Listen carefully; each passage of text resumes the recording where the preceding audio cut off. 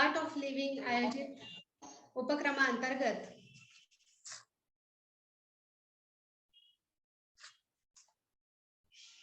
नमस्कार श्रोते हो. द आर्ट ऑफ लिव्हिंग च्या वतीने हॅपी नाशिक या उपक्रमाअंतर्गत आजच्या रात्रीच्या 9च्या ह्या विशेष सत्रामध्ये आपल्या सगळ्यांचं हार्दिक स्वागत करते. मी सौ Sonali Kulkarni, art of living teacher, आणि नाशिकमधील विविध क्षेत्रामध्ये यशस्वी असलेल्या काही व्यक्तिरेखांना घेऊन आपण इथे आलेलो आहोत. काल आपण एक व्यक्तिरेखा त्यांच्याशी गप्पा मारल्या, त्याचबरोबरीने आज आपण दुसऱ्या एका व्यक्तिमत्वाशी आपण ओळख करून घेणार आहोत आणि त्यांच्याशी हलक्या फुलक्या गप्पा मारणार आहोत. त्याचबरोबर त्यांच्या यशस्वीततेचे रहस्य आणि यशस्वी त्यांच्या जीवनाचा कानमंत्रही आपण जाणून घेणार आहोत. कालपासून सुरू झालेल्या हॅपी नाशिक या उपक्रमाअंतर्गत आपण दिवसभरामध्ये एकूण 8 विविध सत्रांमध्ये प्राणायाम आणि ध्यान शिकतो आहोत आणि त्याचा सुंदर अनुभव घेतो आहोत.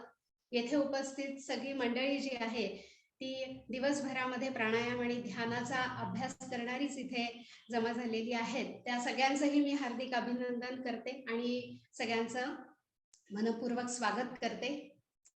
अजूनही या उपक्रमामध्ये आपण आपल्या ओळखीच्यांना, नातेवाईकांना, वेगवेगळ्या लोकांना याच्यामध्ये सहभागी करू शकता, कारण नाशिकच्या प्रत्येक व्यक्तीच्या चेहऱ्यावर हसू फुलवणं, निरामय आरोग्य आणि स्वास्थ्य त्यांना प्रदान करणं या उद्देशाने आम्ही हा उपक्रम आर्ट ऑफ लिव्हिंगच्या माध्यमातून घेऊन आलेलो आहोत. तर मंडळी, पुन्हा एकदा आपलं हार्दिक स्वागत करते आजच्या कार्यक्रमामध्ये.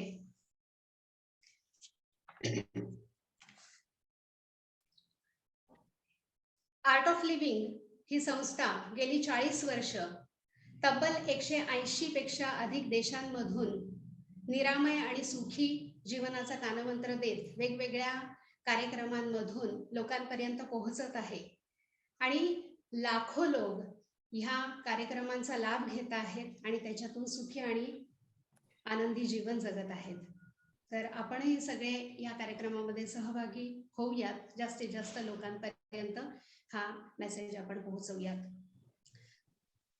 आजच्या 9च्या कार्यक्रमासाठी आपल्याला जे यशस्वी विशेष व्यक्तिमत्व लाभलेलं आहे ते मूळचे नाशिकचे आहेत आणि नाशिकशी जोडले गेलेली ही व्यक्तिरेखा जी आहे त्यांच्याशी आज आपण मनमोकळ्या गप्पा मारणार आहोत आणि त्यांची मी ओळख करून देते. कृषी क्षेत्रातले यशस्वी उद्योजक, सह्याद्री फार्म्सचे सन्माननीय श्री विलासजी शिंदे. विलासजी, आपलं द आर्ट ऑफ लिव्हिंगच्या या हॅपी नाशिक सत्रामध्ये हार्दिक स्वागत करते, मनापासून स्वागत करते. त्याचबरोबर आपण ही जी उंच गरुड भरारी घेतलेली आहे आणि आतापर्यंतचा हा आपला यशस्वी प्रवास आहे त्याबद्दल आम्हा सर्वांच्या वतीने आपलं हार्दिक अभिनंदन करते आणि पुढेही हे अशीच आपली वाटचाल चालू देत आणि वृद्धिंगत होऊ देत, यशस्वी वाटचाल होवोत ही शुभेच्छाही देते. धन्यवाद. आजच्या कार्यक्रमाला सुरुवात करतो आहोत. श्रीयुत विलासजी शिंदे, सह्याद्री फार्म्सचे संचालक आणि सर्वेसर्वा, त्यांची एक संक्षिप्त ओळख करून घेऊया आणि पुढे आपण त्यांच्याशी गप्पा मारूया. श्रोते हो, आपला भारत देश जो आहे तो कृषी प्रधान आहे, शेती प्रधान आहे आणि त्यामुळे आपल्या संपूर्ण देशाची अर्थव्यवस्था देखील या शेतीवर अवलंबून आहे. आपला अन्नदाता, आपले शेतकरी बांधव जे आहेत ते जर आनंदी आणि सुखी असतील तर आपला देश समृद्ध होईल आणि आपली अर्थव्यवस्थाही टिकून राहील, हे आपल्या सगळ्यांना माहितीच आहे. परमपूज्य गुरुदेव श्री श्री रविशंकरजी हे सांगतात की आपण रोज अन्न ग्रहण करण्याआधी किंवा भोजन करण्याआधी अन्नदाता सुखी भव अशी प्रार्थना केली पाहिजे. तर त्याच्यामध्ये अन्नदाता सुखी भव हे 3 वेळा म्हणायला सांगितलंय. ते कसं? तर पहिला आहे अन्नधान्य पिकवणारा शेतकरी, दुसरे आहेत ते अन्नधान्य आपल्यापर्यंत पोहोचवणारे उद्योजक, व्यापारी, आणि तिसरी आहे घरातली गृहिणी जी ते अन्न शिजवून आपलं उदरभरण करते. तर अशा प्रकारे शेतकरी आणि गृहिणी यांच्यामधील अत्यंत महत्वपूर्ण घटक आणि दुवा आज आपल्यामध्ये प्रमुख अतिथी म्हणून उपस्थित आहेत. तर पुन्हा एकदा कृषी उद्योजक सन्माननीय विलासजी यांचं मी हार्दिक स्वागत करते. शेती विषयाला कॉर्पोरेट टच देऊन शेतीमालाला जागतिक स्तरावरती महत्वपूर्ण स्थान देणारे आणि शेतकऱ्यांचा मालकी हक्क असणारी देशातील सर्वात मोठी शेतकरी उत्पादक कंपनी निर्माण करणारे सह्याद्री फार्म्सचे शिंदे सर 2010 साली काही मोजक्या शेतकऱ्यांच्या मदतीने हा एक छोटासा उद्योग त्यांनी सुरू केला आणि हे लहानसं बीज रुजवलं. हे लहानसं रोपटं आज गगनभरारी घेत आहे आणि तब्बल 11,000 पेक्षा जास्त शेतकरी एकत्रित येऊन सह्याद्री फार्म्सशी जोडले गेलेत. 200 गावं सह्याद्री फार्म्सचे सदस्य झालेत आणि अशा प्रकारे 750 कोटीचा टर्न ओव्हर आहे आणि ही अशी झेप शिंदे सरांनी घेतलेली आहे. तर एकट्याने शेती करणं यापेक्षा एकत्रित येऊन हा खूप मोठा उद्योग त्यांनी पुढे नेला आहे. दिंडोरी सारख्या एका छोट्याशा गावामध्ये सर मूळतः राहणारे नाशिकच्या आडगाव या गावातले आहेत आणि दिंडोरीच्या छोट्याशा गावामधून त्यांनी सह्याद्री फार्म्स हे संपूर्ण जगातील मोठी द्राक्ष निर्यात करणारी कंपनी एवढं ते नावारूपाला त्यांनी आणलेलं आहे. तर अशा प्रकारे 12 वर्षामध्ये तब्बल 42 पेक्षा जास्त देशांमध्ये सह्याद्री ब्रँडची फळं, भाजीपाला आणि वेगवेगळी उत्पादनं निर्यात केली जातात. तर ही म्हणजे प्रचंड मोठी ओळख पण संक्षिप्त पद्धतीने मी देण्याचा प्रयत्न केलाय. पुन्हा एकदा आपलं हार्दिक स्वागत. सर, आपल्याशी आम्हाला मनमोकळ्या गप्पा मारायला आवडतील आणि काही प्रश्न आमचे आहेत. एक कुतूहल आहे मनामध्ये की हा एवढा मोठा प्रवास आणि या यशस्वीतेमागे काय सगळं दडलेलं आहे किंवा आपले काय परिश्रम आहेत ते आम्हाला जाणून घ्यायला आवडेल. तर व्यापार आणि व्यवसाय म्हटलं की चढ उतार आलीच, यश अपयश हे सगळं आलं, नफा तोटा आला.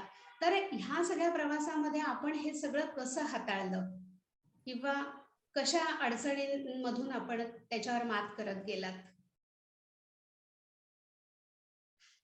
सर्वप्रथम सर्वांना माझा नमस्कार. हॅपी नाशिक या उपक्रमामध्ये त्या वतीने आज इथे मला आमंत्रित केलं त्याबद्दल मी सर्वप्रथम आयोजकांचे धन्यवाद व्यक्त करतो.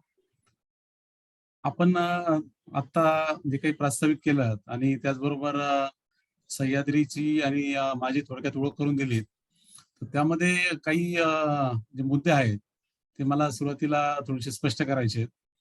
तुम्ही माझी ओळख कृषी उद्योजक म्हणून करून दिलीत आणि तुम्ही आता जसं म्हटलं की अन्नदाता सुखी भव, आणि या माणसाचा जो काही दृष्टिकोन आहे की अन्नदाता म्हणजे शेतकरी जो प्रत्यक्ष अन्न पिकवतो आणि उद्योजक जो ग्राहकापर्यंत घेऊन येतो आणि घरी जी गृहिणी ती पिकवते, हे तिन्ही घटकांना तुम्ही इथे स्थान दिलं. खरं म्हटलं तर हा जो दृष्टिकोन सह्याद्रीचा उभारणी मागचा आहे तो प्रथमतः मला स्पष्ट करायला हवा. खरं तर शेतकरी हा अन्नदाता, आपण त्याला जे काही बळीराजा म्हणतो किंवा अन्नदाता म्हणतो आणि त्या अर्थाने त्याच्याकडे बघतो आणि त्यानुसार आपली बरीचशी म्हणजे मतं, शहरातली सर्व लोकांची मतं असतील किंवा सर्वच वेगळ्या क्षेत्रातील राजकीय किंवा प्रशासकीय क्षेत्रातील लोकांची मतं असतात. तर शेतकऱ्याकडे बघण्याचा जो दृष्टिकोन आहे, जो आपल्या भारतातील एकंदरीत मागच्या 60-70 वर्षाची पार्श्वभूमी जर पाहिली तर सुरुवातीला आपल्याकडे अन्नाचाच मोठा तुटवडा होता. त्यामुळे जेव्हा लालबहादूर शास्त्रींनी जय जवान जय किसान ही घोषणा दिली, त्या दृष्टिकोनातून आपल्या शेतकऱ्याकडे का तो अन्नदाता आहे, बळीराजा आहे, अशा प्रकारची भूमिका घेऊन पाहिलं जातं. तुम्ही जर शेतकऱ्याच्या नजरेने जर पाहिलं, खरं म्हटलं तर ती भावना त्याच्या मनात असते की मी जे अन्न पिकवतोय या अन्नातून सर्वांचा उदरनिर्वाह व्हावा आणि त्यातून प्रत्येकाच्या कुटुंबामध्ये सुख यावं. पण त्याचबरोबर हा एक भाव असतो का हे मी जी शेती करतोय ही मी उद्योग म्हणून करतोय. तुम्ही जर नीट थोडं स्पष्ट समजून घेतलं तर खरं तर प्रत्येक शेत हे उद्योग आहे. ते छोटं जरी शेत असेल, ते 1 एकरची शेती आहे का ती 10 एकरची आहे का मोठी आहे, पण तो प्रत्येक शेतकरी हा आता खरं म्हटलं तर उद्योजक आहे. कारण आज जो काही मी शेती करतोय ती शेती करताना मला माझ्या मागे 2 उद्दिष्ट असतात. मी एकतर सर्वप्रथम माझ्या कुटुंबाचीच अन्न ही गरज असते. बरोबर ना? मी आता पारंपरिक आता जो काही दृष्टिकोन आता आमच्या आई-वडिलांपासून आलेला आहे. तर शेती का? तर आपल्या घरातच अन्न लागतंय. ती घरात अन्न आपली जी गरज आहे त्यासाठी आपण ती पिकवली पाहिजे. दुसरी आपण जे काही आपला वारसा आहे, आपण शेतकरी कुटुंबात आलोय, ती काळी आईची सेवा करणं ही पण एक आपलं कर्तव्य आहे. त्या नजरेने तो सर्व आपला काबड कष्ट करत असतो आणि तो पिकवत असतो. पण त्यापेक्षा जो आता एक महत्त्वाचा जो दृष्टिकोन तयार झालाय, तर ही शेती जर मला परवडली तर मी करायची का? कारण शेवटी ती एक आज हे झालेलं आहे ना, व्यवसाय झालेला आहे, की त्याच्या मागे काही खर्च आहेत. ते काही असं फुकट काही आपोआप होत नाही, की निसर्गाचा चमत्कार झाला म्हणून नाही होत. त्याला मानवाच्या कष्टाची जोड लागते, त्याच्याबरोबर इतर गोष्टीची सगळ्या साधनाची जोड लागते आणि त्यासाठी भांडवली खर्च असतो. आता तो खर्च जर परत नाही आला, तर मी परत तो जाईल का? त्या व्यवसायात जाईल का? आता हा जो दृष्टिकोन आहे, हा खऱ्या अर्थाने आता स्पष्ट होत चाललाय. कारण मला घरात अन्न लागतं त्यासाठी मी पिकवलंच पाहिजे अशी परिस्थिती राहिलेली नाही. तुम्ही आज आपण 2020-22 मध्ये जर पाहिलं कोणीही व्यक्ती असेल, त्याला अन्न लागतं. पण ते अन्न त्यांनी स्वतःच्या कुटुंबासाठी किंवा स्वतःसाठी त्यांनी स्वतः शेतीच केली पाहिजे असं राहिलेलं नाही. तुमच्या खिशात जर पैसे असतील, तुमच्याकडे जर भांडवल असेल, तर तुम्ही विकत घेऊन खाऊ शकता. त्यासाठी पिकवलंच पाहिजे हा राहिलेला नाही दृष्टिकोन. मग मी आता पिकवत जर असेल, तर मला तो दृष्टिकोन ठेवावा लागणार आहे. का जे मला परवडतंय तेच मला पिकवावं लागेल. नाही परवडलं तर ते तोट्यात गेलं तर माझा तोटा कोणी भरून देणार नाहीये. आणि मला फक्त कोणी लेबल दिलेत, का अन्नदाता आहेत, बळीराजा आहेत. म्हणून काही माझं पोट भरणार नाही किंवा माझ्या घरात सुख येणार नाही. अन्नदाता सुखी भव तुम्ही जेव्हा म्हणतात ना, तेव्हा तो व्यावसायिकदृष्ट्या सुखी आहे का? हा खरा एक पहिला प्रश्न आपण सर्व ग्राहकांनी विचारला पाहिजे. आणि ते जे काही घडतंय म्हणजे ते व्यावसायिकदृष्ट्या मी सुखी नाहीये. मी तोट्याची शेती करतोय. ही वस्तुस्थिती आपल्या भारतात तुम्हाला 99% शेतकऱ्यांच्या कुटुंबामध्ये दिसेल किंवा तुम्ही जगातल्या कोणत्याही जो काही अविकसित भाग आहे किंवा डेव्हलपिंग कंट्री आहेत, आपल्यासारखे देश आहेत, तिथे तुम्हाला तशी परिस्थिती दिसेल. आता ही परिस्थिती आहे, या परिस्थितीला बदलायचं कोणी? हा पुढचा प्रश्न तयार होतो. हा प्रश्नासाठी मग जबाबदार कोण आहे? आणि मग जो जबाबदार आहे त्यांनी त्यासाठी पुढाकार घ्यावा, अशी जी काही अपेक्षा होती, की सरकारची धोरणं किंवा मग ग्राहकाचा दृष्टिकोन किंवा मग इतर जे काही घटक आहे, जे शेतकऱ्याच्या भोवती असतात, कोणी व्यापारी असतो, कोणी असो, या लोकांनी जबाबदारी घ्यावी, असं जे काही दृष्टिकोन ठेवल्याने होणार नाही. प्रश्न तुमचा आहे, तो प्रश्न तुम्हाला सोडवावा लागेल. तुम्ही तुम्ही काही निर्णय घेतलाय, मी शेती करायचा निर्णय घेतलाय, तर मग त्याच्या सभोवतीचे काही प्रश्न ते मला सोडावे लागतील. तर हा एक स्पष्ट खरं म्हटलं तर आता महत्वाचा दृष्टिकोन सर्व ग्रामीण भागात किंवा आपल्या शहरी भागात तयार व्हायला हवा. त्याला धरून जो पुढचा मुद्दा येतो, का प्रश्न तर सोडवायला पाहिजेत, पण माझी व्यक्तिगत ताकदच नाही ते प्रश्न सोडवण्याची. मी तोट्यात का जातोय? का माझ्या भोवती जे गुंते आहेत, माझे जे प्रश्न आहेत, ते सोडवण्या इतकी माझी एकट्याची ताकद नाही. ही वस्तुस्थिती आहे. कारण मी आज तुम्ही जर पाहिलं 99% भारतामध्ये शेतकरी हे 10 एकरच्या आतमध्ये शेती करतात. त्याच्यामध्ये 85% शेतकरी असे आहेत, की ज्यांच्याकडे फक्त 3 एकर ते 4 एकर शेती आहे. आता या 3 ते 4 एकरच्या क्षेत्रामध्ये काम करायचं. दुसरीकडे जागतिक बाजारातली जी स्पर्धा तिला तोंड द्यायचं. निसर्गाचे जे काही सगळे प्रकारचे आव्हान आहेत त्याला तोंड द्यायचे. सरकारच्या धोरणांना तोंड द्यायचं. वरून परत कोणत्या प्रकारची सुविधा नाहीयेत, पाण्याची सुविधा नाहीयेत, भांडवलाची सुविधा नाहीत. अशा एवढ्या सगळ्या समस्याच्या डोंगरामधून यशस्वी होणं हे काही छोट्या शेतकऱ्याच्या पातळीवर शक्य नाही, ही वस्तुस्थिती आहे. मग त्यातून मार्ग काय?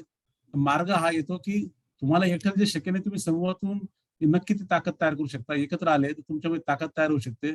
ताकद तयार झाली तर तुम्ही प्रश्न सोडवू शकता. हा जो काही दृष्टिकोन आहे, हा घेऊन सह्याद्रीची सगळी उभारणी झालेली आहे.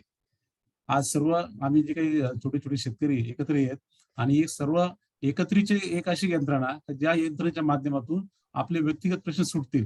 आपण मार्केटचे प्रश्न सोडवू, आपण निसर्गाच्या आव्हानांना तोंड देऊ, आपण बाजारातील इतर समस्या असतील, भांडवलापासून तर संसाधनापासून तर तंत्रज्ञानापासून सगळे सोडवू आणि आपण प्रत्येकाची शेती ही व्यावसायिकदृष्ट्या यशस्वी करू.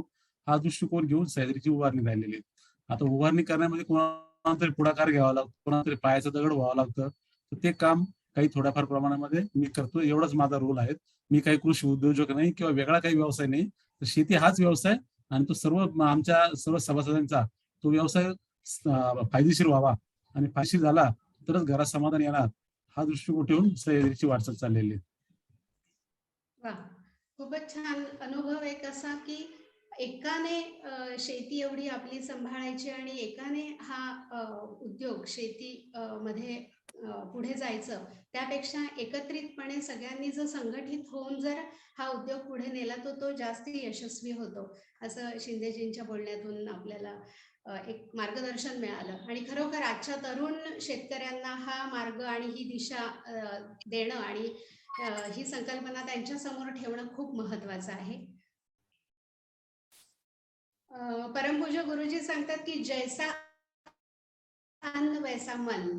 तर हे आम्हाला सारखं सांगत असतात आणि खरोखर म्हणजे शाकाहारावरती भर देणं किंवा त्याचबरोबर आपण शुद्ध आणि चांगलं अन्न खाणं की जेणेकरून त्यानुसार आपला पिंड घडतो, आपली मानसिकता, आपले विचार त्यानुसार बदलत असतात.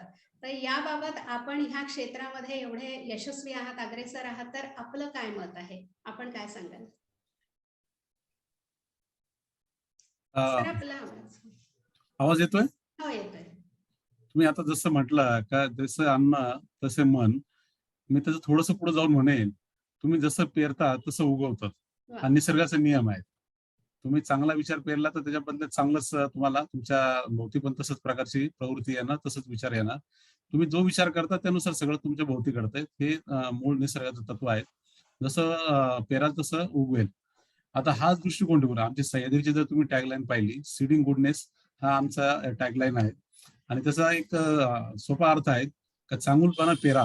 तुम्ही चांगला विचार पेरला, तुम्ही चांगला प्रत्येक गोष्टीमध्ये सगळ्यांच्या भल्याचा विचार केला तर तुमचे भलं होणार आहे. आम्ही आता शेतकरी म्हणून आमचे प्रश्न आहेत, आमच्या भोवती समस्या आहेत, हे सगळं आमच्या दृष्टीने आहेत.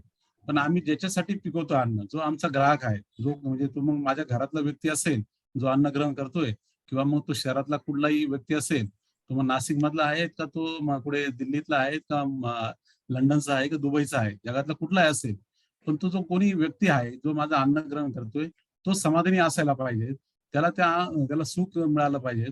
हा एक बेसिक विचार शेती करताना आमच्या डोळ्यापुढे ठेवणं हे आमचं कर्तव्य आहे. हा आम्ही सुरुवातीपासून आमच्या सभासदमध्ये दृष्टिकोन रुजवायचा विषय केला. आता समाधानी म्हणजे काय, ग्राहक समाधानी अन्नाच्या बाबतीत म्हणजे काय, तर पहिली गोष्ट का ते अन्न सुरक्षित असायला पाहिजे. अन्न जर सुरक्षितच नसेल तर मग ते तुम्ही ग्रहण करून काय होणार, तर तुम्ही उलट झालं तर तुम्हाला ते त्यातून त्रासच आहे. कारण आपण जर पाहिलं तर आता शेती करताना, कोणते उत्पादन करताना वेगवेगळ्या प्रकारच्या निविष्ठा वापरल्या जातात. जास्त उत्पादन वाढवण्यासाठी मग केमिकलचा वापर होतो, रसायनाचा वापर होतो. हे सगळं आपल्याला माहिती आहे. रोग कीड प्रत्येक पिकावर येतात. त्याचं नियंत्रण करणं ते पण शेतकरी म्हणून आपल्या कामाचा भाग असतो. आणि त्यामुळे मग त्यासाठी काही केमिकलचा वापर, या सगळ्या गोष्टी येतात. पण मग ते जर पुढे प्रमाणापेक्षा काही झालं तर ज्या व्यक्तीसाठी आपण अन्न पिकवतो त्यासाठी जर सुरक्षित नसेल तर मग ती जबाबदारी कोणाची, तर पहिली आपली आहे. त्यामुळे सुरक्षित अन्न असणं, त्या सुरक्षित मग नक्की काय, तर सुरक्षित त्यासाठी जे काही शासनाच्या किंवा प्रत्येक देशाच्या त्यासाठीचे जे काही नियम आहेत, त्यासाठी जे काही दिलेले प्रोटोकॉल आहेत ते पाळणं ही तर तुमची पहिली नैतिक जबाबदारी झाली. म्हणजे तुम्ही केलंच पाहिजे. हा तुमचा इतर म्हणजे कायद्याच्या दृष्टीने तुमची जबाबदारी आहे आणि नैतिकदृष्ट्या तुमची जबाबदारी आहे. तर जे अन्न आहे ते सुरक्षित असणं आणि सुरक्षित ते पण कायद्याच्या निकषाप्रमाणे. तर ते मूळ सूत्र. त्याचबरोबर जे अन्न आहे ते पूर्णपणे ते आरोग्यासाठी ते योग्य असणं, ते हेल्थच्या दृष्टीने तेवढं आपल्याला पूरक असणं, ते हेल्दी असणं हा सगळ्यात दुसरा महत्वाचा मुद्दा. आणि तिसरं ते अफोर्डेबल बी असणं, ते परवडणारं असावं. कारण जर परवडणारच नसेल, अन्न खूप चांगलं आहे, सुरक्षित आहे, ते सेंद्रिय आहे किंवा नैसर्गिक आहे, पण ते जर परवडणार नसेल, तर ग्राहकाच्या त्याला खिशाला परवडणार नसेल तर काय उपयोग असेल. ते तिन्ही मुद्दे जे आहे, सुरक्षित अन्न, त्याचबरोबर ते आरोग्यदायी असणं, हेल्दी असणं आणि त्याचबरोबर ते परवडणार असणं, अफोर्डेबल असणं, हे तिन्ही मुद्दे घेऊन आम्ही आमची सगळी पूर्ण सगळी यंत्रणा सह्याद्री काम करते. आमचा प्रत्येक सभासदासाठी आम्ही तोच दृष्टिकोन ठेवतो. पुढच्या मुख्य जी यंत्रणा आहे, जी पोस्ट सर्व्हिस यंत्रणा किंवा प्रत्यक्ष ग्राहकापर्यंत जाणारी यंत्रणा, तिच्या पातळीवर तो दृष्टिकोन ठेवलेला आहे. आणि हा दृष्टिकोन स्पष्ट आहे. हा ग्राहक माझ्यासाठी एकच आहे. ग्राहक वेगळे नाही. तर युरोपच्या ग्राहकासाठी वेगळे निकष आणि नाशिकमधल्या ग्राहकासाठी वेगळे निकष हा नाही. ही बेसिक जबाबदारी आहे आपली, कर्तव्य आहेत. आपण काही ग्राहकावर काही वेगळा काही उपकार करतोय, ग्राहकाला काही वेगळी व्हॅल्यू देत नाही, ही तर आपली नैतिक जबाबदारी आहे. हा दृष्टिकोन ठेवून आम्ही सगळी सह्याद्रीची यंत्रणा, सभासद सर्व तशा दृष्टीने काम करत आहेत. त्यासाठीचे जे काही गरजेप्रमाणे सगळी व्यवस्था, की प्रत्येक सभासदाला तसं योग्य पद्धतीने मार्गदर्शन, प्रत्येक शेताची सगळी जे काय आहे, माती आहे, पाणी आहे, या सगळ्याची वेळेवर तपासणी, त्याचबरोबर प्रत्येक शेतामध्ये जे काही प्रोटोकॉल वापरतात आपण पिकवताना ते स्टँडर्डाइज करणं, त्याची पूर्ण सर्टिफिकेशन यंत्रणा, थर्ड पार्टी सर्टिफिकेशन, त्याचबरोबर नंतर मध्ये टेस्टिंगची यंत्रणा, जे काही तयार झालेले फळं भाजीपाला आहेत त्याचं प्रत्यक्ष हार्वेस्टिंगच्या आधी टेस्टिंग, टेस्टचा रिपोर्ट पूर्ण आलं येणं, की जो आपल्या एक सिस्टीम प्रमाणे स्टँडर्ड प्रमाणे आहेत आणि मगच तो हार्वेस्टिंग. हे सगळ्या प्रोटोकॉल त्याच्याबरोबर सगळं पूर्ण जे काही आहेत जे काही घडतंय शेतामध्ये घडतंय, पॅक हाऊसमध्ये घडतंय, याचं पूर्णपणे डिजिटल पूर्ण रेकॉर्डिंग. म्हणजे कुठेही आमच्याकडे तुम्ही जर पाहिलं तर कागद हा फार काही विषय राहिलेला नाही. सगळं डिजिटल सिस्टीम मध्ये गेलेलं आहे. आणि त्यामुळे रेकॉर्ड जे आहे ते पूर्ण ऑटो मोडमध्ये सगळे सिस्टीम मध्ये येत राहतात. आणि त्यामुळे जे काही असेल कंट्रोल हे जे आहे हे सगळी सिस्टीम करते. याच्यामध्ये कोणी व्यक्ती आता कंट्रोल करत नाही. त्यासाठी गरजेप्रमाणे सॉफ्टवेअर असतील, त्या प्रकारचे सगळ्या ट्रेसिबिलिटी सिस्टीम्स असतील, या सगळ्या सह्याद्रीमध्ये इम्प्लिमेंट होत आहे. आज अमेरिकेमध्ये किंवा युरोपमध्ये जे काही स्टँडर्ड असतील ते स्टँडर्ड इथे पूर्णपणे सगळ्या छोटे छोटे शेतकरी जरी असतील पण ते राबवत आहेत. ही एक मोठी सह्याद्रीची मोठी तशी म्हटली तर एक अचिव्हमेंट आहे. खरं तर आकड्याविषयी बरंच बोललं जातं का किती टर्नओव्हर आहे, किती सभासद आहे, किती लोकांना रोजगार झाला, हे तर गोष्टी आहेत. पण खरा जो बेसिक पाया जो आहे सिस्टीम उभी राहणं. कारण आपल्या शेतीकडे जर पाहिलं तर सिस्टीमच नाही. आपल्याला कल्पना आहे की शेती हा जातही पारंपरिक पद्धतीने चालणारा व्यवसाय होता. लोक अजूनही तसेच बघतात. त्यांच्याकडे असं एक सिस्टीम म्हणून एक व्यवसाय म्हणून कोणी आतापर्यंत फार पाहिलेलं नाही. आणि छोट्या शेतकऱ्याच्या पातळीवर बिलकुल पाहिलं नाही. तर ती यंत्रणा आता इथे सह्याद्री सगळं उभं करण्याचा मागच्या 10 वर्षांपासून प्रयत्न करते. आणि त्यामुळे जे काही झालं मागच्या 10 वर्ष सह्याद्रीची ओळख ही भारतातून सर्वात जास्त द्राक्ष निर्यात करणारी कंपनी. खरं म्हटलं तर सगळे छोटे शेतकरी, आमचे 2000 शेतकरी आणि त्यांचे जवळजवळ मिळून 6000 एकर द्राक्ष बाग. आता ते प्रत्येक शेतकरी त्याची 2-2 एकर, 1-1 एकर शेती वेगळी करतोय. पण सगळे एका ब्रँडने आज युरोपच्या बाजारात जाताना आज परिस्थिती अशी का सर्व जेवढे काही आहेत, एवढे सर्व आमच्या सभासदांनी तुम्ही जर पाहिलेत, तर मागच्या 6 वर्षाचे रेकॉर्ड आहेत. तर 0.01% सुद्धा रिजेक्शन नाहीत. तर ह्या लेव्हलला स्टँडर्ड पोहोचलेलं आहे.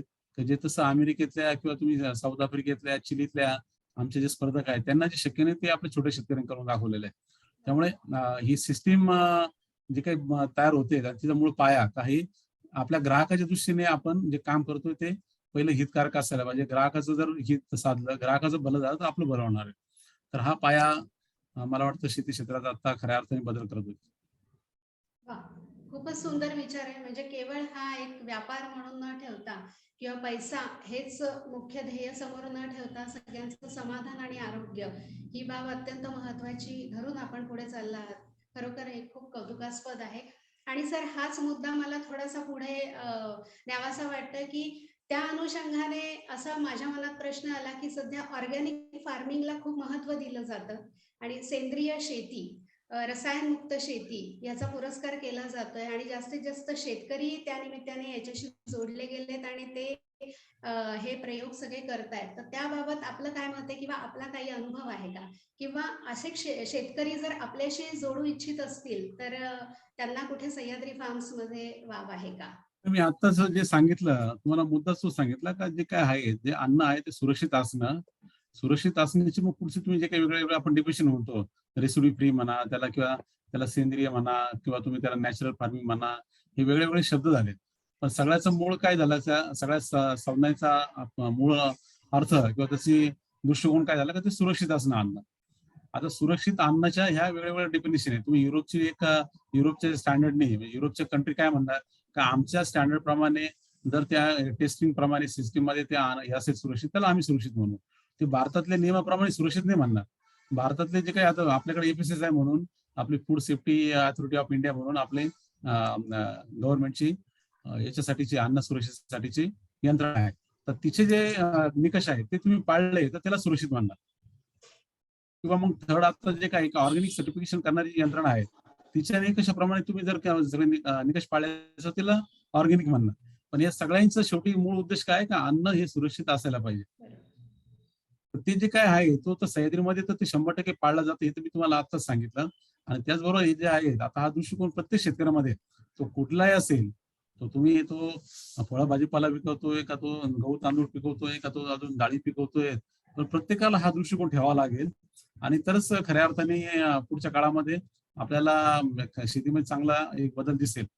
आणि कारण याच्यामधला जो काही महत्वाचा दुवा आहे आज आपण सगळ्या शेतीमधला शेतकरी आणि ग्राहक हे दोन घटक जे आहेत दोघांसाठी जेव्हा एक तुम्ही खऱ्या अर्थाने काही तुम्ही व्हॅल्यू तयार करताय दोघांसाठी पण तुम्ही त्या काही त्याच्यामध्ये या सगळ्या सिस्टीम मध्ये खऱ्या अर्थाने त्यांचं समाधान बघतायत तर मग ती यंत्रणा पुढे जाणार आहे. ग्राहक समाधानी आणि शेतकरी समाधानी हे दोन्ही तेवढेच महत्वाचे घटक आहेत, तरच खऱ्या अर्थाने आपण शाश्वत व्यवस्थेकडे जाऊ. आणि ते करण्यामध्ये शेतकऱ्याच्या बाजूने जबाबदारी आहे का ते अन्न तरी पहिलं सुरक्षित पिकावं, त्याचबरोबर त्याला ते परवडणार असावं ग्राहकाला, हा दृष्टिकोन ठेवणं. ग्राहकाने हा विचार करणं की फक्त अन्नदाता सुखी भव म्हणून नाही होणार किंवा फक्त असा आशीर्वाद देऊन नाही चालणार. त्याला बघावं लागेल की शेतकऱ्याला ते परवडतं का नाही, त्याला परवडणाऱ्या किमतीत त्यांनी घ्यावं, हे त्यालाही दृष्टिकोन ठेवावा लागेल.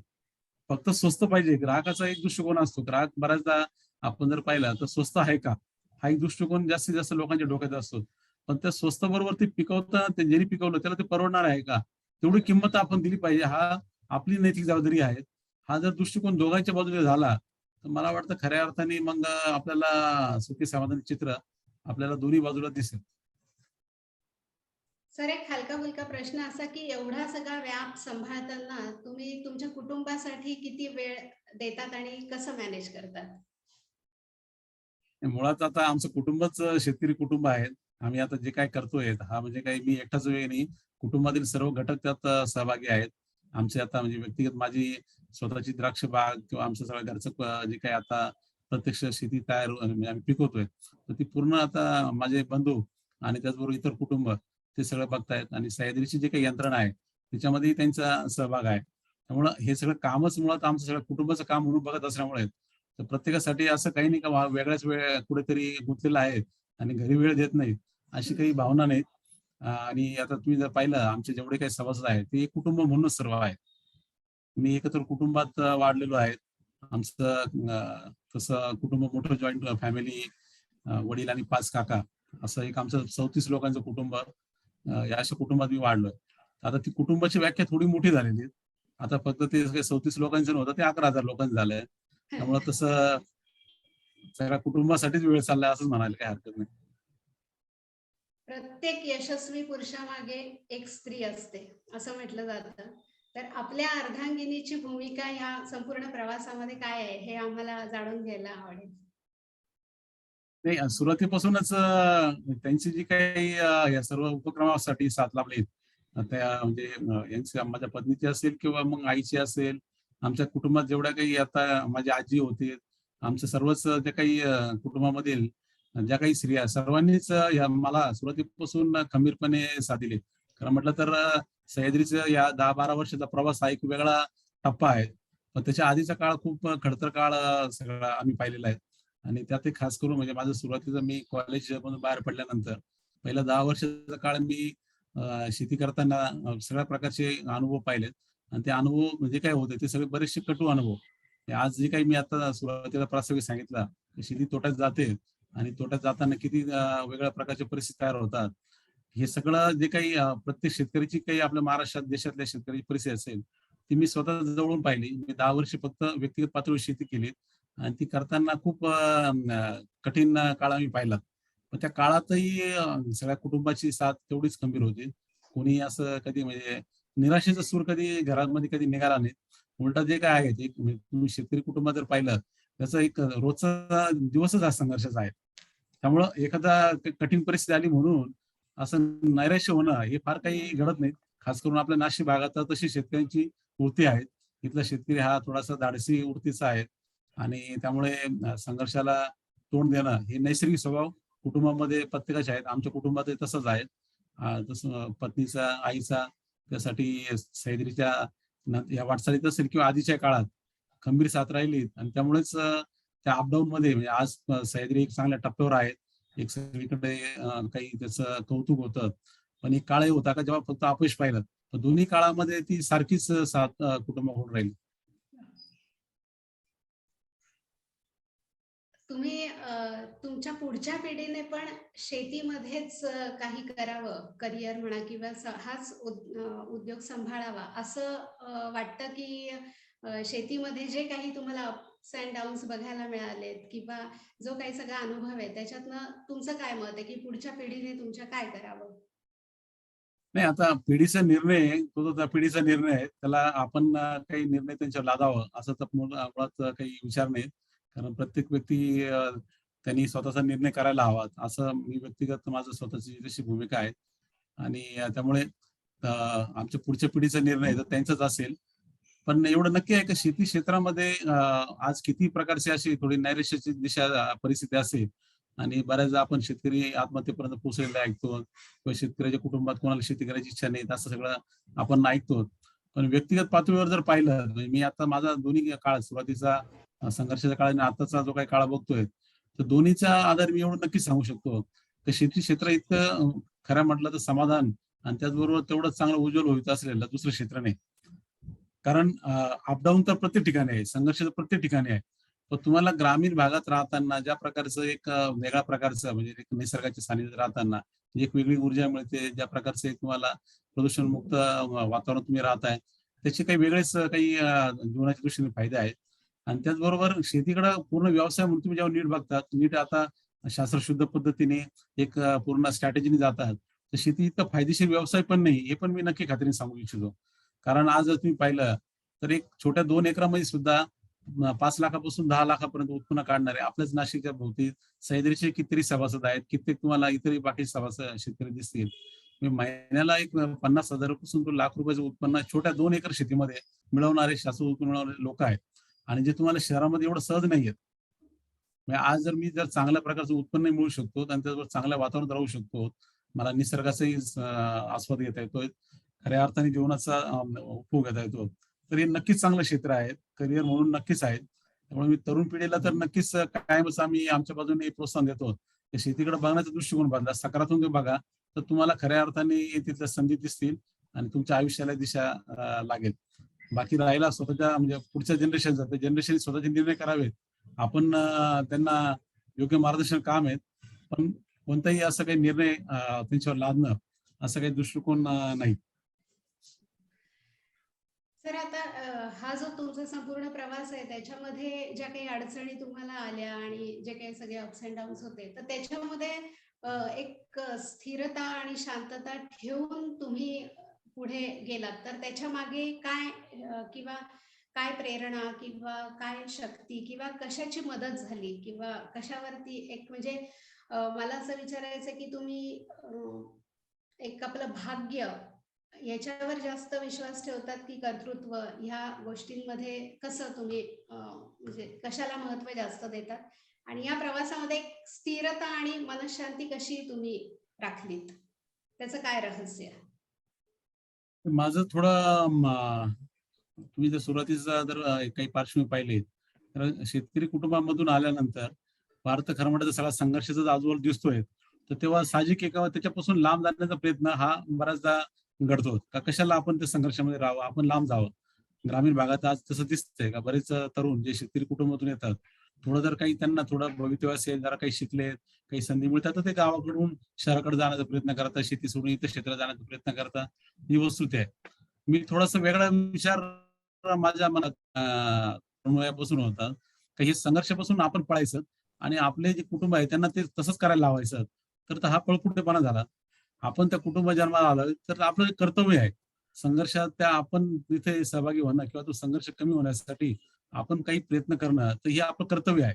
आपण पळून नाही चालणार, तर आपल्याला उलटं ते थांबावं लागेल. आपल्याला त्या संघर्षाला तोंड द्यावं लागेल आणि आपल्याला दाखवून द्यावं लागेल. जर आपण काही शिकलो, 2 गोष्टी पुढे जातोय, तर आपल्याला उलटं ते खंबीरपणे त्याला तोंड द्यावं लागेल. हा एक कर्तव्याचा भाग म्हणून मी सगळ्या त्या काळात बघत होतो, की आपण हे नैतिक कर्तव्य आहे. मी शेतकरी कुटुंबात जन्माला आलोय, तर आता ते प्रश्न जे आहेत ते माझे प्रश्न आहेत. त्यासाठी मला काम केलं पाहिजे. मी जर आलोच नसतो तिथं कुटुंबात, तर मग वेगळी परिस्थिती होती. पण आता देवाने कोणाला कुठे जन्म द्यावा ते हातात नाहीये.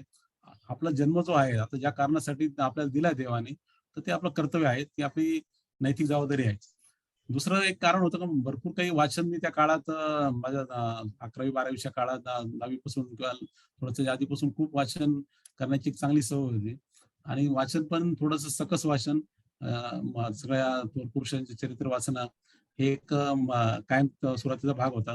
आणि त्यातून एक थोडंसं एक प्रेरणा होती की आपण जो काही आहे आपल्या जीवनाकडे बघण्याचा दृष्टिकोन आहे, हा काहीतरी स्पष्ट असायला पाहिजे. आपण कशासाठी जगतोय, जन्माला का आलो, याच्याविषयीचा जो काही थोडं एक विचारमंथन त्या तरुण वयामध्ये सुद्धा थोडंसं होतं. मग शिवाजी महाराजांची प्रेरणा तर आपल्या सर्वांना आहेच आहे. महाराजांचं चरित्र असेल किंवा मृत्युंजय सारखे तेव्हा शिवाजी सावंतांची कादंबरी असेल किंवा इतर असे बरेच चांगले जे काही चरित्र, त्यातून माझा स्वतः दृष्टिकोन का आपल्या कर्तव्याच्या बाबतीत स्पष्ट होत गेलेला होता. आपण आता ज्या कुटुंबात जन्माला आलोय, ज्या भागात जन्माला आलोय, तर आपलं कर्तव्य म्हणून आपण आपल्या आयुष्याकडे बघायचं. आणि मग तो दृष्टिकोन घेऊन मी राहुरी कृषी विद्यापीठातून डिग्री घेतली. 12वी नंतर फक्त एकच फॉर्म मी भरलेला होता. दुसरं म्हणजे एकदम स्पष्टता होती. 12वीलाच स्पष्टता होती आपल्याला काय करायची होती. त्यामुळे मी एकच फॉर्म भरला आणि ते डिग्री विद्यापीठातून गेल्यानंतर मी सरळ जे काही संदर्भातल्या कामाला लागलो. सुरुवातीच्या काळामध्ये मी अण्णा हजारेंबरोबर काही दिवस काही काम केलं.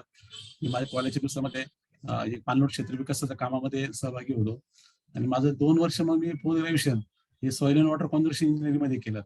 की ग्रामीण विकास जर व्हायचा असेल, आपल्या महाराष्ट्रामध्ये दुष्काळ हा सगळ्यात महत्त्वाचा विषय आहे. त्यामुळे ग्रामीण विकासामध्ये वॉटरशेड, पाणलोट विकासाचं काम खूप महत्त्वाचं आहे. आणि मग ते पाण्यापासून नंतर पुढचा जो टप्पा आहे की पाण्यातून समृद्धी तयार होणं, हे सगळं जे काही पुढच्या 7-8 वर्ष शिकत गेलो, तर त्यातून ती आपोआप दिशा मिळत गेली. त्यामुळे या संघर्षाच्या काळामध्ये सुद्धा जेव्हा खूप काही वाईट काळ होता, तेव्हा सुद्धा मनस्थिती माझी जी होती ती पूर्णपणे सकारात्मक होती. आपण कर्तव्य करतोय आणि प्रश्न जर माझ्या भोवती बिकट होत आहे, तर मी त्याच्याकडे बघताना असंच बघत होतो का मी जर विद्यापीठात डिग्री घेऊन बाहेर पडलोय, मी जर ठरून आलोय, एक पूर्ण पॅशन घेऊन आलोय आणि मला तरी प्रश्न सुटत नाही, तर मग इतर शेतकऱ्यांची काय परिस्थिती? मला तर मी प्रश्न सोडवलेच पाहिजे. मी आता गुंता जो आहे तो सोडवलाच पाहिजे. तो गुंता सोडवण्यासाठी अजून वेळ लागेल, अजून मेहनत करायला लागेल, कष्ट करायला लागेल, पण करत राहणं. आणि त्यातून मग जी प्रेरणा मिळत राहिली, तर त्यामुळे तो संघर्षाचा काळ सुद्धा हा फार काही कधी त्रासदायक वाटला नाही. त्यालाही म्हणजे एन्जॉय करत राहिलो मी. तर ठीक आहे, आपली देवपरीक्षा बघतोय, त्याच्यापेक्षा वेगळं काही नाही. अजून आपल्याला शिकावं लागेल, अजून आपल्याला गुंती नीट समजून घ्यावं लागतील. पण आपण ती आपली खरी दिशा असायला पाहिजे. नैराश्य मनामध्ये आणून आणि किंवा फक्त आता अडचण आहे म्हणून लांब पळणं, हा दृष्टिकोन आपल्याला ठेवून चालता येणार नाही. सकारात्मकतेतूनच आपल्याला ऊर्जा मिळेल. दुसरं एक नंतरच्या टप्प्यामध्ये माझं थोडं विपश्यनेचा पण मला थोडा योग आला. काही निमित्ताने काही मित्रांच्या थोडासा त्यांच्या संपर्कातून मी विपश्यनेचं काही कोर्सेस माझे झाले. सुरुवातीला मी 2010 च्या दरम्यान पहिला कोर्स झाल्यानंतर मग तो सातत्याने ते विपश्यनेचं मेडिटेशन, प्राणायाम आणि त्याचबरोबर पूर्ण एक मेडिटेशन ही पण एक सवय लागली आणि त्यांनी नक्कीच मग एक अजून स्थिरता किंवा विचारामध्ये स्पष्टता ही जास्त यायला लागली. जे मी सुरुवातीला म्हटलं सीडिंग गुडनेस, आपला चांगुलपणा पेरणं, ही आपला दृष्टिकोन असायला पाहिजे. बाकी हे आपले कर्म याचाच विचार करणं, त्याचं फळ काय याचा विचार काय करणार नाही. कर्म चांगले आहे का एवढाच विचार करणं. हा दृष्टिकोन सुरुवातीपासून आतापर्यंत मला वाटतं काही सगळंच म्हणजे व्यक्तिगत पातळीवर बदल करत गेला आणि समूहाच्या पातळीवर बदल करत गेला. वाह! खूपच सुंदर. म्हणजे अडचणींबद्दल चर्चा करून त्याच्यामध्येच गुंतून न जाता त्याच्यावर उपाय काय आहे हे शोधणं आणि त्या दृष्टीने सकारात्मक विचार कायम मनामध्ये ठेवून पुढे पाऊल टाकत राहणं.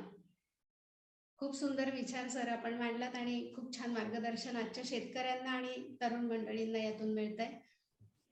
नेदरलँड च्या संदर्भात एक मला आपल्या एका व्हिडिओमधून एक लक्षात आलं की नेदरलँडला जो निर्यात होणारा माल आहे तो एकदा पूर्ण परत आला की तो रिजेक्ट केला गेला.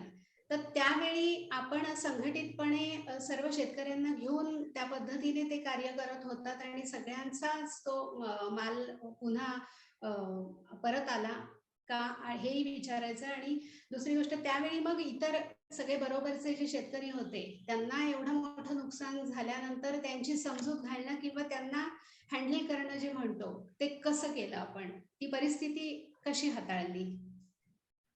2010 ची ही गोष्ट आहे. 2010ला नेदरलँडने पूर्ण युरोपमध्येच जेवढे काही भारतातून द्राक्ष गेले होते ते सर्वच अडचणीत आले होते आणि अडचणीत येण्याचं कारण एक तांत्रिक बाब होती. जे काही तिथे द्राक्षामध्ये जे काही रेसिड्यू असतात ते टेस्टिंग प्रोसेसमध्ये एक आपल्या गव्हर्नमेंटच्या वतीने काही मिस्टेक झाली होती. एक पर्टिक्युलर केमिकल चेक न होता गेलेलं होतं आणि मग तिकडे ते केमिकल थोडंसं काही त्याचं प्रमाण थोडं जास्त सापडल्यामुळे आणि ते मी मोजक्या सॅम्पलमध्ये पण त्याच्यामुळे पूर्ण भारताची द्राक्ष युरोपच्या बाजारात अडचणीत आलेली होती. आणि म्हणजे त्याच्यामध्ये उत्पादक म्हणून कोणत्या शेतकऱ्याची काही चूक नव्हती, निर्यातदार म्हणून कोणाची चूक नव्हती. चूक होती ती शासकीय पातळीवरची. पण त्याचा फटका जो बसला, आर्थिक फटका हा सर्व निर्यातदार आणि शेतकरी यांना बसला आणि त्यातून खूप मोठ्या प्रमाणात 2010ला सगळ्याच अशी विचित्र परिस्थिती तयार झालेली होती. जवळजवळ 250 कोटीचं नुकसान सर्व नाशिक जिल्ह्यातल्या आपल्या सर्व द्राक्ष उत्पादकांनी निराधारांचं झालेलं होतं. आणि त्यामुळे मग जे काही झालेलं नुकसान आहे तर ते कोणी घ्यायचं? हा सगळा विषय तयार झालेला होता. अपेक्षा होती की सरकारने त्या प्रश्नामध्ये भूमिका घ्यावी. नुकसानच सरकारच्या चुकीमुळे झालेलं तर सरकारने मदत करावी. पण तसं काही घडलं नाही. समोरचे कोणी तिकडचे व्यापारी ज्यांनी तो माल घेतलेला होता, तर त्यांनी ते हातवरती केले का तुमची जबाबदारी आहे. तुम्ही व्यवस्थित निकष पाळले तर ते नुकसान तुम्हीच घ्या. आम्ही काही घेणार नाही. त्यांनी हातवरती केले.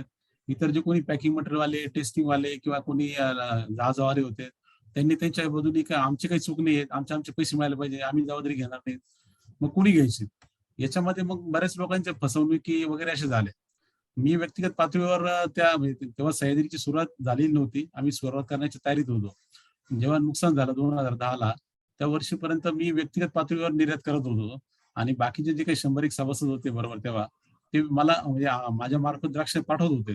पण जबाबदारी होती का ती माझी व्यक्तिगत तयारी होती, जबाबदारी झालेली होती. का मी द्राक्ष निर्यात केले तर ती जबाबदारी माझी होती. आणि मी त्या दृष्टीने त्याच्याकडे पाहिलं. माझी नैतिक जबाबदारी आहे. सभासदांनी किंवा बरोबरच्या शेतकऱ्यांनी ज्यांनी ते द्राक्ष तेव्हा दिले, तर ते त्यांची काही चुकी नाही. त्यामुळं आणि चुकी जी कोणाची तिसऱ्या व्यक्तीची आहे, त्याची शिक्षा मी त्यांना देणं हे मला नैतिकदृष्ट्या काही मला व्यक्तिगत पातळीवरती योग्य वाटलं नाही. आणि इतर लोक काय भूमिका घेतात, सरकार काय घेते हे बाजूला आहे. मी नैतिकदृष्ट्या माझी जबाबदारी आहे. मी माझ्या प्रत्येक ज्यांचे जे कोणी माझे सभासद आहेत, शेतकरी आहेत किंवा बरं त्याच्या व्यतिरिक्त पॅकिंग मटेरियलवाले आहेत, बँक आहेत, सर्वांच्या बाबतीत मी जबाबदार आहे. आणि ती जबाबदारी मी काही टाळणार नाही. ही माझा मी स्वतः निर्णय केला. त्यासाठी काही लागेल, ती नुकसान होईल किंवा जे काही आर्थिक त्यासाठीचा बोजा उचलावा लागेल तो उचलायचा. तो कसं फेडायचा ते नंतर बघू. पण मी स्पष्ट माझी भूमिका ठेवली, की कोणाचंही चाराण्याचे काही नुकसान होणार नाही. जे काही नुकसान होईल किंवा जे काही असेल ते मी माझ्या पातळीवर घेईन, पण कोणाला अडचणीत आणणार नाही. आणि त्यानंतर नुसार मग माझे सगळे काही सगळे पावलं टाकले. गरजेप्रमाणे मग शेती विकली, गरजेप्रमाणे बँकेचे काही थोडेसे लोन वाढवले. असे सगळे जे काही मार्ग असतील त्याच्यावर पुढच्या वर्षी जे थोडंसं व्यवसायामधून काही कव्हर केलंय. असं करून ते नुकसान आम्ही भरून द्यायचं पूर्ण सगळं केलं. पण चाराण्याचं काही नुकसान कोणाच्या इतर सभासदांनी वाटायला दिलं नाही. आणि तसं जे काही झालं म्हणजे ते खरं तर मी माझ्या नैतिक सगळं माझ्या भूमिकेतून केलं. त्याच्यापेक्षा वेगळा काही भाव नव्हता. तर मी व्यक्तिगत पातळीवर एवढाच विचार होता. तर अडचणीच्या काळात खरी परीक्षा तुमची आहे. तर या काळात तुम्ही कसे वागता हेच तुमचं खरं म्हटलं तर खऱ्या अर्थाने तुम्हाला स्वतःला सर्टिफिकेट आहे तर इतरांना आहे. तेवढीच भूमिका होती. पण त्याचा जो जो काही सकारात्मक फायदा झाला, तर सर्वांमध्ये विश्वास तयार झाला, का हा माणूस जबाबदारी घेतो, जबाबदारीपासून पळत नाही. अडचणीमध्ये स्वतः पुढे येतो आणि त्याचबरोबर मग इतरांना बरोबर घेऊन कोणाला काही जोखीम न घेऊन देता पुढे जाण्याची भूमिका आहे. त्यामुळे मग जेव्हा सह्याद्रीचा विचार आम्ही मांडायला सुरुवात केली 2010ला का प्रश्न जेव्हा तयार होतात, एवढे मोठे प्रश्न तर एकटं कोणी सोडवणार नाही. सगळे त्यासाठी एकत्र येऊया. आणि जसा विचार मी मांडायला सुरुवात केली, तर त्याच्यावर विश्वास बसायला लागला. नाहीतर आज आपण जर पाहिलं, आपल्याकडे आज भारतामध्ये ज्या प्रकारची एकंदरीत समाज व्यवस्था झालेली आहे. कोणी पुढाकार जर घेत असेल एखाद्या गोष्टी पुढे, तर पहिल्या शंका तयार होते, याचा काय फायदा आहे? याचा व्यक्तिगत काय स्वार्थ आहे? मग तुम्ही गावात एखादा कोणी सहकारी संस्था घ्या किंवा तुम्ही आता नाशिकमध्ये तुम्ही एखाद्या उपक्रमामध्ये कोणी सार्वजनिक कामं पुढाकार घेत असेल, त्याच्या हेतूविषयी पहिली शंका तयार होते. त्यामुळे आणि त्याचं कारण आहे की आपल्या आजूबाजूच्या लोकांचे अनुभव. त्यामुळे ह्या सगळ्या जे काही झालं ते 2010च्या अनुभवामध्ये काही विश्वासाचं वातावरण तयार झालं. चांगुलपणाचं वातावरण तयार झालं आणि ते सह्याद्रीची पायाभरणी करायला ती खऱ्या अर्थाने पूरक बी ठरलं. वा, खूप छान. म्हणजे एकंदरीतच सर तुम्ही सांगितलं तसं शिवाजी महाराजांची एक प्रेरणा, त्याचबरोबर आपलं वाचन आणि संतांची पुस्तकं किंवा त्यांचे वचन आणि सगळ्यात महत्त्वाचं म्हणजे ध्यानधारणा हाही आपल्या जीवनाचा अविभाज्य अंग आहे हे आपल्या बोलण्यातनं लक्षात आलं. आणि खरोखर कुठेतरी एक मानसिक शांतता, मानसिक स्थिरता असेल तर त्यातून सकारात्मकता येते आणि त्याच्यातून जबाबदारी घेण्याची शक्ती येते आणि त्यातून एवढं मोठं कार्य घडतं. तर कारण आता आम्ही पण प्राणायाम आणि ध्यान सगळ्यांबरोबर करतो आहोत, त्यामुळे आपणही एक साधक म्हणून आम्हाला लाभलात त्याचा आम्हाला जास्त आनंद होतोय. आणि भरभरून शुभेच्छा की खरोखर जेव्हा आपल्या जीवनामध्ये योग आणि अध्यात्म असतं तेव्हा एक ती वेगळी शक्ती आपल्याला मिळते, त्याच्यातनं आपण पुढे जातो. सर आणखीन एक हलका फुलका प्रश्न की आपण 40 पेक्षा जास्त देशांमध्ये आपलं सगळं फळं आणि भाज्या वगैरे सगळं निर्यात करत आहात, तर आपण किती देश फिरला आहात? कोणकोणते देश आपल्या म्हणजे फिरण्यात आले किंवा कुटुंबाबरोबर आपण सहज म्हणून कुठे कुठे भ्रमंती केली आहे? तसं आता या सर्वच कामाच्या निमित्ताने तर जवळ-जवळ माझे सर्वच खंडामध्ये फिरणं झालंय. वा. अमेरिकामध्ये असेल किंवा मग युरोपमध्ये जवळ-जवळ महत्त्वाचे सर्वच देश, अ, इंग्लंड असेल, Netherland, Germany, France, Italy, Spain, त्याचबरोबर आफ्रिकेमधील खंड, आफ्रिकेमध्ये जे काय आहेत, केनिया आहे, साऊथ आफ्रिका, त्याचबरोबर इथिओपिया, इजिप्त, एशियामध्ये सर्व चायना असेल, श्रीलंका किंवा मग तैवान, व्हिएतनाम, जवळजवळ महत्वाच्या सर्वच देशामध्ये जाणं झालंय किंवा साऊथ अमेरिकेमधले देश आहेत, ब्राझील आहेत, चिली आहेत. हे सगळं आता कामाच्या निमित्ताने कारण जिथे जिथे द्राक्ष आहेत किंवा जिथे इतर फळं पिकं आहेत तिथे ते आणि शेतीच्या निमित्ताने आता त्या संदर्भातले बरेच आता जे काही विषय येतात तर सर्वीकडे फिरणं होतंय. कुटुंबाला घेऊन फार काही आतापर्यंत जास्त झालेलं नाही. पण तसं अमेरिका आहेत आणि इंग्लंडला आहेत. तिथे बरोबर फिरणं झालंय. छान. सर, तुम्ही एवढी फळं आणि भाज्या सगळ्यांना भरभरून पुरवतात, तर तुम्हाला आवडणारे फळ आणि तुम्हाला आवडणारी एकदम फेव्हरेट तुमची भाजी कोणती? हे सगळ्यात आवडणारं फळ तर द्राक्ष आहे. अच्छा.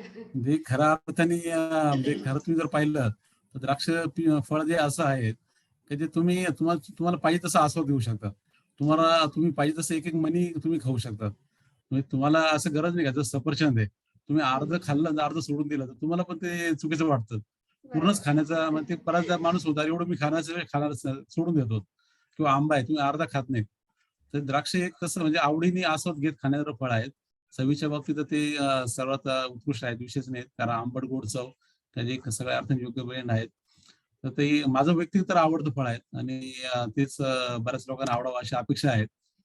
आणि भाजीच्या बाबतीत तर माझी म्हणजे आता भाजी असं काही एक स्पेसिफिक नाही, पण कांद्याची पात ही आवडती भाजी अशी आहे. आणि घरचं अन्न तुम्हाला जास्त आवडतं घरी बनवलेलं की बाहेर पण तुम्ही असं हॉटेलमध्ये जाणं वगैरे आवडतं? नाही आता शेतकरी कुटुंब तर आमचं आता म्हणजे जे काही असेल आता खरं म्हटलं तर सवयीचे जे आहेत का सकाळी नाश्ता हा काही प्रकार आमच्याकडे होत नाही. सकाळी सरळ जेवणच करणं हीच आणि माझी सुरुवातीपासूनची सवय राहिलेली आहे. वाह! त्यामुळे आणि ते करताना सगळं पूर्ण भरपेट करणं ही सुरुवातीपासून सूत्र आहेत. त्यामुळे तसं ती सवय तशी लागलेली आहे. घरचंच अन्न हीच मुख्य प्रेफरन्स होतं. बाहेर फिरणं किंवा बाहेर खाणं हा प्रकार म्हणजे आता कामाच्या निमित्तानं होतोच. तेवढा जो काय आहे तो. पण फार काही असं एकदम अ, हे करणं, बाहेर काही फूड एन्जॉय करणं असं फार काही होत नाही.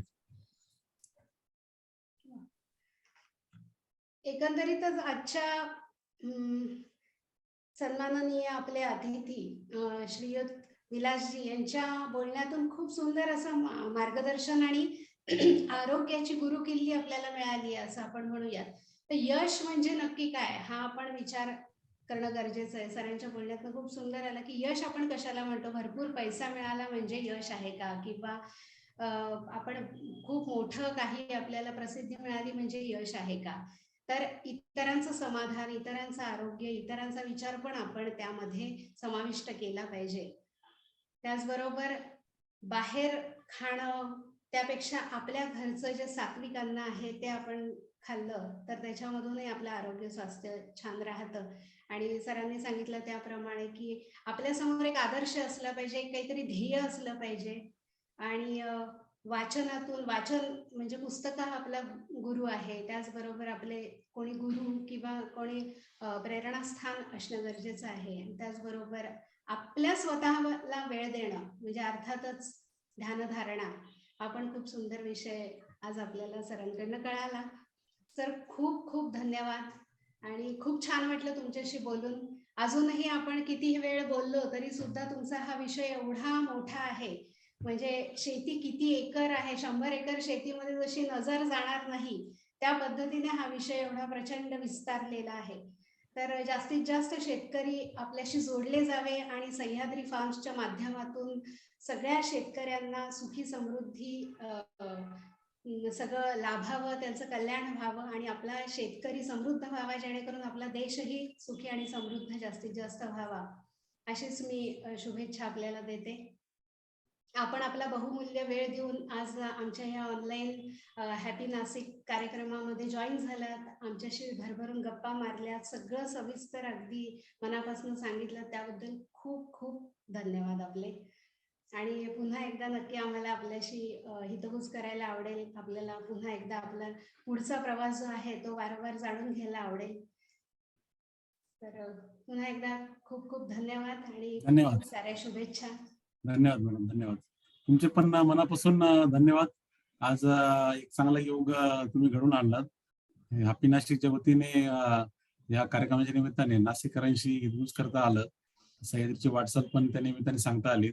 त्याबद्दल आपले सर्वांचे मनपूर्वक धन्यवाद. धन्यवाद सर.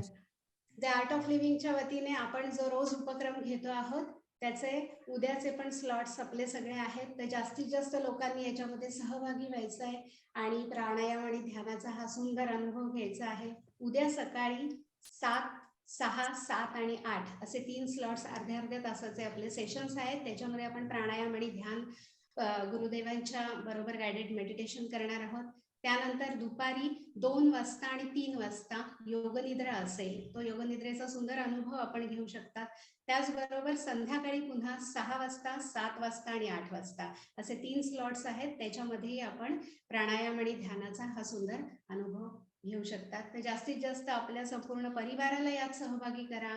आपले सगळे जेवढे आपले संपर्क आहेत, जेवढे फ्रेंड सर्कल आहे किंवा ओळखीचे नातेवाईक, सगळ्यांना जास्तीत जास्त याच्यामध्ये सहभागी करा.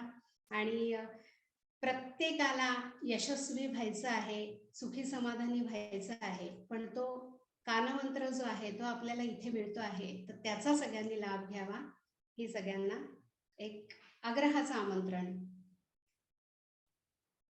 इथेच आपण थांबूयात. नमस्कार, शुभरात्री, गुड नाईट. उद्या भेटूयात आपल्या सत्रामध्ये आणि त्याचबरोबर नवीन एका यशस्वी व्यक्तिरेखेबरोबर रात्री 9च्या सत्रात पुन्हा.